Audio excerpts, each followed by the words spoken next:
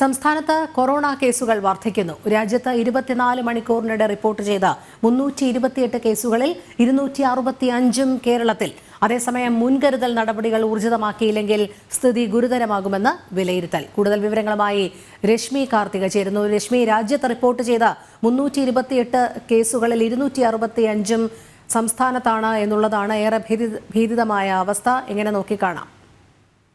രോണി, കഴിഞ്ഞ 24 മണിക്കൂറിനിടെ 328 കേസുകളാണ് രാജ്യത്ത് സ്ഥിരീകരിച്ചിരിക്കുന്നത്. ഇതിൽ 265 പേരാണ് സംസ്ഥാനത്ത് കൊറോണ ബാധിതരായി റിപ്പോർട്ട് ചെയ്തിട്ടുള്ളത്. അതായത് ഏതാണ്ട് ഭൂരിഭാഗം കേസുകളും കേരളത്തിലാണ് എന്നുള്ളതാണ് ആശങ്കപ്പെടുത്തുന്ന ഒരു കാര്യം. സംസ്ഥാനത്ത് ഇപ്പോൾ നിലവിൽ 2606 ആക്റ്റീവ് കേസുകളാണ് ഉള്ളത്. ഒരു മരണവും 24 മണിക്കൂറിനിടെ സംസ്ഥാനത്ത് റിപ്പോർട്ട് ചെയ്തിട്ടുണ്ട്. ഇത് സംസ്ഥാന ആരോഗ്യ വകുപ്പ് പുറപ്പെടുവിച്ച കണക്കല്ല, കേന്ദ്ര ആരോഗ്യ മന്ത്രാലയമാണ് ഈ ദിവസമുള്ള കണക്ക് പുറപ്പെടുവിക്കുന്നത്. അതിലാണ് ഇത്തരത്തിലുള്ള വിശദാംശങ്ങൾ ഉള്ളത്. ഏതായാലും കൂടുതൽ ജാഗ്രത പാലിക്കണം എന്നുള്ളൊരു നിർദ്ദേശമാണ് കേന്ദ്രം ഉൾപ്പെടെ സംസ്ഥാനത്തിന് നൽകിയിരിക്കുന്നത്. ഇനിയും കൃത്യമായിട്ടുള്ള മുൻകരുതൽ നടപടികളും പ്രതിരോധ പ്രവർത്തനങ്ങളും ഒക്കെ തന്നെ സ്വീകരിച്ചില്ലെങ്കിൽ സ്ഥിതി വളരെ ഗുരുതരമാകും എന്നുള്ളതാണ് മുന്നറിയിപ്പിൽ പറയുന്നത്. ഒമിക്രോണിന്റെ ഉപവകഭേദമായ JN.1 ആണ് സംസ്ഥാനത്ത് സ്ഥിരീകരിച്ചുകൊണ്ടിരിക്കുന്നത്. വളരെ വേഗമാണ് ഇതിന്റെ വ്യാപനം. മാത്രമല്ല പനി കേസുകളിലും ക്രമാതീതമായ വർധനവുണ്ട്. അതുകൊണ്ട് തന്നെ പരിശോധനകൾ പരമാവധി വർദ്ധിപ്പിക്കാനുള്ള ഒരു നിർദ്ദേശമാണ് നിലവിൽ നൽകിയിരിക്കുന്നത്.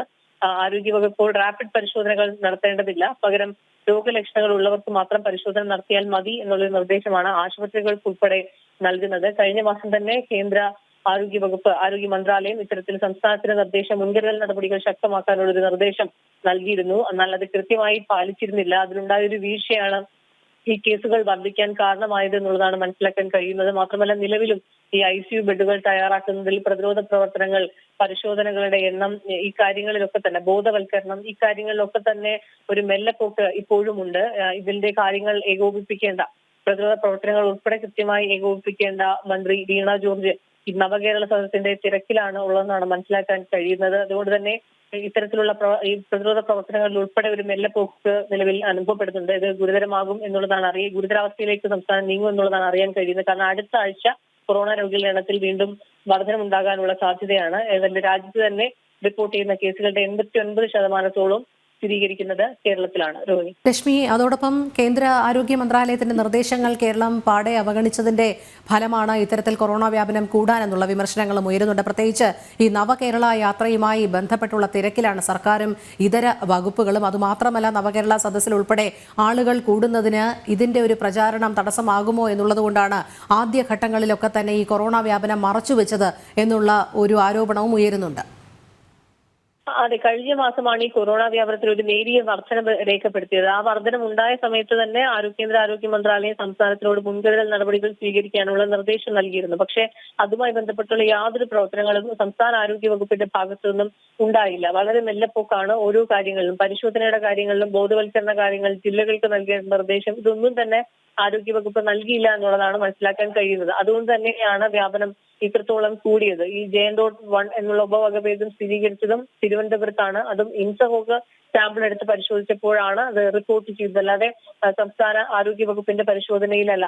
അതുകൊണ്ട് തന്നെ ഈ മുന്നറിയിപ്പുകൾ അവഗണിക്കുന്നതാണ് ഈ രീതിയിൽ കേസുകൾ വർദ്ധിക്കാൻ കാരണം എന്നുള്ളതാണ് ആരോഗ്യ വിദഗ്ധർ ഉൾപ്പെടെ ചൂണ്ടിക്കാട്ടുന്ന ഒരു കാര്യം. ഈ രീതിയിൽ മുന്നോട്ട് പോവുകയാണെങ്കിൽ കൂടുതൽ കേസുകൾ റിപ്പോർട്ട് ചെയ്യപ്പെടാനുള്ള ഒരു സാധ്യത, അതും പ്രായമായവർ, ഗർഭിണികൾ, കൊച്ചുകുട്ടികൾ, ഇവരൊക്കെ തന്നെ രോഗം ബാധിക്കുന്നത് ഗുരുതരമാകും എന്നുള്ളത് നേരത്തെ തന്നെ ആരോഗ്യ മന്ത്രാലയം ഉൾപ്പെടെ നൽകിയ നിർദ്ദേശത്തിൽ പറയുന്നുണ്ട്. ഈ മാർഗനിർദ്ദേശങ്ങൾ കർശനമായി പാലിക്കണം എന്നുള്ളതാണ് ആവർത്തിച്ച് നൽകുന്ന ഒരു മുന്നറിയിപ്പ്. ഈ നവകേരള സദസ്സിന്റെ തിരക്കിൽ മന്ത്രി ആയതുകൊണ്ട് തന്നെ കൃത്യമായി മീറ്റിംഗുകൾ ചേരുന്നില്ല. ഈ വ്യാപനം ഇത്രത്തോളം വർദ്ധിക്കുകയും കഴിഞ്ഞ ദിവസം കേന്ദ്ര ആരോഗ്യ മന്ത്രാലയം സംസ്ഥാനങ്ങളുടെ യോഗം വിളിച്ച സാഹചര്യത്തിലായിരുന്നു കഴിഞ്ഞ ദിവസം ഒരു യോഗം ചേർന്നത്. അതിനു മുൻപ് കൃത്യമായി യോഗങ്ങൾ ചേരുകയോ നിർദ്ദേശങ്ങൾ നൽകുകയോ ഒന്നും തന്നെ ചെയ്തിട്ടില്ല. ഇപ്പോഴും ഈ നവകേരളയുമായി ബന്ധപ്പെട്ട തിരക്കിലാണ്. അപ്പോൾ മറുവശത്ത് സംസ്ഥാനത്തെ ആരോഗ്യ മേഖല ഏതാണ്ട് പൂർണ്ണമായും താറുമാറിലായിരിക്കുന്ന ഒരു സാഹചര്യമുണ്ട്. പകർച്ചവ്യാധികൾ വളരെ പെട്ടെന്ന് പടർന്നു പിടിക്കുകയാണ്. അത് കൊറോണയ്ക്ക് പുറമെ മറ്റ് പലതരത്തിലുള്ള പനികൾ, ഡെങ്കിപ്പനി, എലിപ്പനി ഉൾപ്പെടെയുള്ള പനികൾ വലിയ രീതിയിൽ പടർന്നു പിടിക്കുന്നു. കണക്കുകൾ